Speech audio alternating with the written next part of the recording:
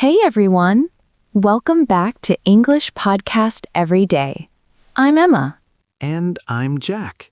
We are so happy you are here with us today. Jack, I'm really excited about today's topic. You know, we get many messages from our listeners.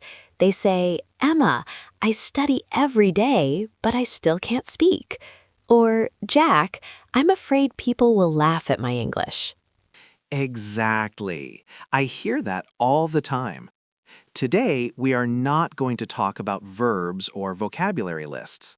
Today, we are talking about the real reasons why you are not improving. We are talking about the biggest mistakes that stop you from being fluent. This is important, guys. If you feel stuck, or if you feel nervous when you speak English, this episode is for you. We are going to show you how to change your mindset. By the end of this podcast, you will have a clear plan to finally feel free when you speak. So, don't go anywhere. Let's start with the first big mistake. Emma, what is it? The first mistake is the perfect grammar trap. This is the fear of making mistakes.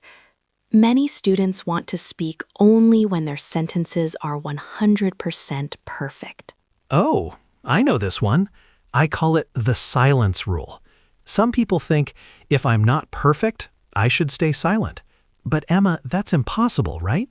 It's completely impossible. Think about it. When we were kids learning our first language, did we speak perfectly? No.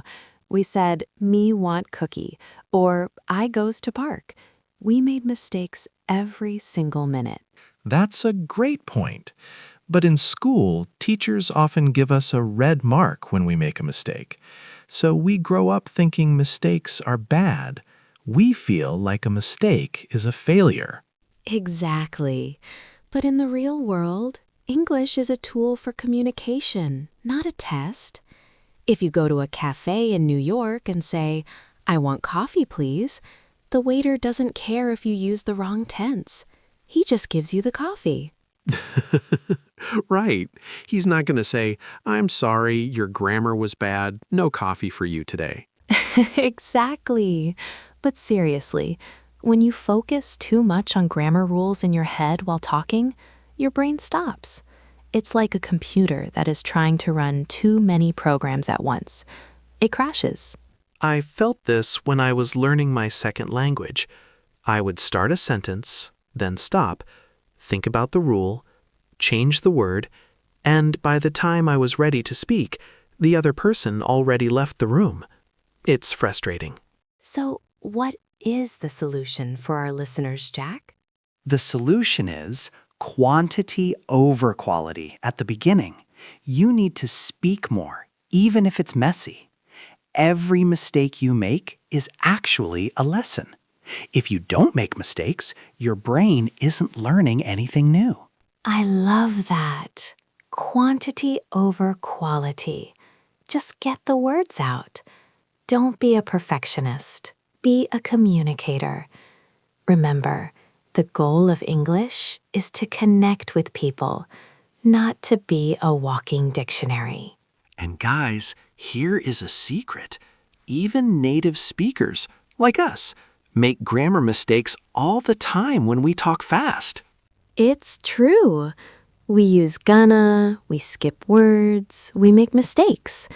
So why should you be perfect if we aren't? Okay, Emma, we talked about perfectionism, but there is another big wall. I see many students doing this. They have a sentence in their head in their native language, and they try to change it word by word into English. Oh, the translation machine in the brain. That is a very dangerous habit, Jack. Why do you think people do that? Well, it feels safe, right? You know your own language perfectly. You want to say exactly what you feel. But English doesn't work like a mirror. You can't just flip the words and expect it to sound right. Exactly. I remember a student of mine. He wanted to say he was bored, but in his language, the structure was different. He said, I am boring. Oh no, that changes the whole meaning. He's telling everyone he is a boring person, not that he feels bored. Right. And that's the problem. When you translate word for word, you make these small mistakes that change everything. But more importantly, it makes you so slow. Yes, think about the process. You think of a thought, you find the words in your language, you translate word 1, word 2, word 3. You check the grammar. Finally, you speak. By then, the conversation is over. The train has left the station. The train is gone, and your brain is exhausted. It's like running a marathon just to say, "How are you?" So, Emma, how do we stop this internal translator? It's a very hard habit to break. It is hard, but here is the secret. Stop learning single words. Don't just learn the word interested. Learn the whole phrase. I'm interested in. Or, that sounds interesting. That's smart. We call these chunks. It's like building a house with big blocks instead of tiny grains of sand. If you have the block ready in your head, you don't need to translate it. You just say it. Exactly. And another tip, start small. When you are home alone, look at things and say the English word directly. Just look at the fruit and think, apple. Connect the image directly to the English word. I love that. Cut out the middleman. Your native language is the middleman here. You need to fire him. Sorry, middleman, you're fired. But seriously, guys, it takes time. At first, you will feel like you have a small vocabulary because you can't say complex things. But that's okay. Simple English that is natural is much better than complex English that is translated. I agree 100%. If you use simple blocks, you will feel more fluent. You will feel faster. And you won't get those headaches after a 5-minute conversation. So, listeners, your homework for this part, stop translating, start absorbing phrases. Listen to how we say things and just copy the whole sound. It's the best way to learn. Okay, Jack, we just talked about the internal translator, but there is another big mistake. I call it the library trap. Oh, I know this one very well. It's when you spend all your time with books, eyes open but ears closed, right? Exactly. Some students are amazing at reading. They can read a whole newspaper in English. They know every grammar rule in the book. But when someone says, "Hey, what's up?" in the street, they look like they just saw a ghost. Emma, you are talking about me 10 years ago. When I was learning my second language, I was a book king. I studied 5 hours a day. I knew all the past participles and the passive voice. I thought, I am ready. I am a master. And then what happened? Tell us the story, Jack. Well, I went to a small cafe in a foreign city. I practiced my sentence in my head. I would like to have 1 cup of coffee, please. Very formal, very perfect. The waiter looked at me, spoke very fast, and said something like, "Sup, for here to go." I just stared at him. My brain stopped. I said, "Yes." You said yes to for here or to go. Yes, he was confused. I was embarrassed. I realized that book English and real English are 2 different worlds. In books, everything is slow and clear. In real life, people eat their words. They connect sounds. What do you becomes whatcha. This is so true. If you don't train your ears, your brain can't recognize the words you already know. It's like having a key, but the lock is rusty. You have the vocabulary, but you can't use it in real time. So, what did I do? I stopped reading for a while. I started listening to everything. Radio, podcasts, movies without subtitles. Even if I didn't understand 100%. That's the key.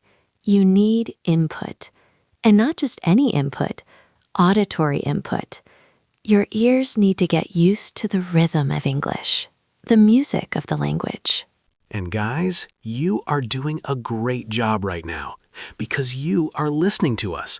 This is the best exercise. Exactly. And don't worry if you don't understand every single word. Just try to get the vibe or the main idea. Jack, do you have a simple tip for our listeners to improve their listening at home? Yes, I call it the echo. When you hear a short sentence in a podcast or a movie, stop it. Repeat it out loud. Try to make the same sound. If they say, I'm going to go, don't say, I am going to go. Say, I'm going to go. Copy the music. I love that. Be an actor. Copy the accent. Copy the speed. It makes your ears and your mouth work together.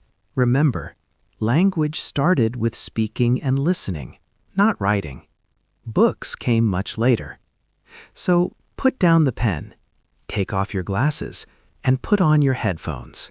Well said, Jack. Your ears are your best teachers. Okay, Jack, we are moving to my favorite mistake. Well, I say favorite because I see it everywhere. It's the weekend warrior habit. The Weekend Warrior. That sounds like a superhero name, Emma. What does it mean in English learning? I wish it was a superhero, but no. A weekend warrior is a student who says, I'm too busy on Monday, Tuesday, Wednesday. I have no time.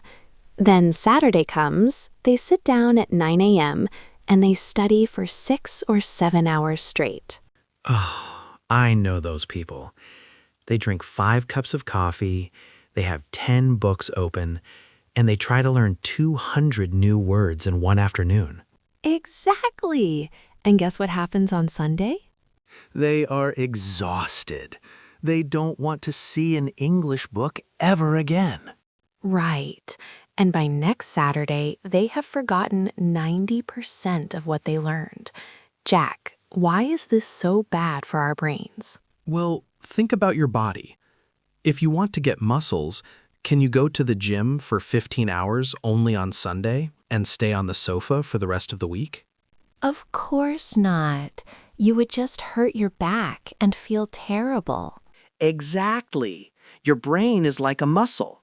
It needs small hits of English every day to stay strong. When you study for 6 hours once a week, your brain gets full after the first hour. The rest of the time, you are just looking at paper, but nothing is going inside. That is a great point. I always tell my students, 15 minutes every day is 100 times better than 5 hours once a week. 15 minutes? Emma, some people might say, Jack, 15 minutes is nothing. I can't learn a language in 15 minutes. But that's the secret, Jack. It's about frequency, not just time. If you see a word on Monday, again on Tuesday, and hear it in a song on Wednesday, your brain says, oh, this word is important. I should keep it. I see. But if you see it only on Saturday and then wait 7 days to see it again, your brain thinks, this was trash. Delete it. Precisely. Our brains love to delete information that we don't use daily. So, how can our listeners find these 15 minutes? They are busy people. That's the thing. You don't need extra time. You just need to change how you use your current time. For example, do you take the bus? Yes, every morning. That's 10 minutes of listening right there. Do you wash the dishes? Every night. And I hate it. Well, make it an English party. Put on a podcast while you wash the dishes. Do you wait in line at the supermarket? Look at your flashcards on your phone. I love that. It's about small wins. If you do 10 minutes in the morning and 10 minutes in the evening, you just did 20 minutes of high-quality English, and you didn't even feel tired. And the best part? On Saturday, you don't feel guilty. You can actually relax or just watch a movie in English for fun because you already did your work during the week. Exactly. I often see students get burnout. They try too hard, too fast, and then they quit. They say, English is too hard for me. No, English isn't hard. Your schedule is hard. So true. It's like a marathon. You don't run a marathon by sprinting the first mile and then sitting down for 3 hours. You keep a steady, slow pace. Emma, we are almost at the end of our list, but I have a question for you. Do you remember your history textbooks in high school? Oh, don't remind me, Jack. They were so heavy, so dry. Just dates and names. I think I fell asleep every time I opened them. Exactly. And that is the 5th mistake, treating English like a boring school subject. Many students think they must use old textbooks or read boring news articles about economy or politics just to learn the language. I see this all the time. A student loves playing video games or watching cooking videos, but when they study English, they read a 50-page grammar book about the subjunctive mood. Why do we do this to ourselves? Because we think learning must be hard to be good. But in language learning, that is a lie. If you are bored, your brain literally shuts down. It doesn't want to remember the words because the topic is not interesting. That makes so much sense. I have a friend who wanted to learn English for his job. He tried to read the Wall Street Journal every morning. He hated it. After 2 weeks, he said, Emma, I'm not good at languages. I'm quitting. And what did you tell him? I asked him, what do you do for fun? He said, I love fly fishing. So I told him to stop reading the news and start watching YouTube videos about fly fishing in Montana. Fly fishing? Did it work? He loved it. He watched hours of videos. He learned words like river, hook, and nature. He wasn't studying anymore. He was just enjoying his hobby in a different language. His English improved faster than ever. This is the secret door to fluency. You need to link English to your passions. If you like makeup, watch English makeup tutorials. If you like football, listen to English sports commentators. But Jack, some people say, but Emma, I need to learn professional English for my job. I can't just watch football. I understand that. But here's the thing. English is English. The glue of the language, the small words, the tenses, the way people connect ideas is the same in a football match and in a business meeting. If you learn the glue through something you love, you can use it anywhere. I love that. The glue of the language. So guys, if you are listening to this and you feel bored with your current English book, throw it away. Well, maybe don't throw it in the trash, but put it on the shelf for a while. Yes, give it a vacation. Find something that makes you say, I want to know what happens next. Exactly. When I was learning Spanish, I started watching a very dramatic soap opera. It was so silly, but I really wanted to know as the main character found her lost brother. I didn't care about the grammar. I cared about the story. And my Spanish became so much better because I was hooked. That's the key word, hooked. Your brain needs a reason to listen. If the reason is, I have a test, that's a weak reason. If the reason is, I love this story, or I need to win this video game, that is a powerful reason. So, Jack, let's give them some practical advice. How can they find fun materials? Start with your Discover page on Instagram or TikTok. Find creators who speak English about your hobbies. Use subtitle extensions on Chrome. Listen to music and actually look up the lyrics to your favorite song. And don't be afraid of kids' movies or cartoons too. They use great, simple English, and the stories are usually very clear. Exactly. Make English a treat, not a chore. It should be the best part of your day, not the most boring part. Wow, Emma, we talked about a lot of things today. Time really flies when you're having fun, doesn't it? It really does.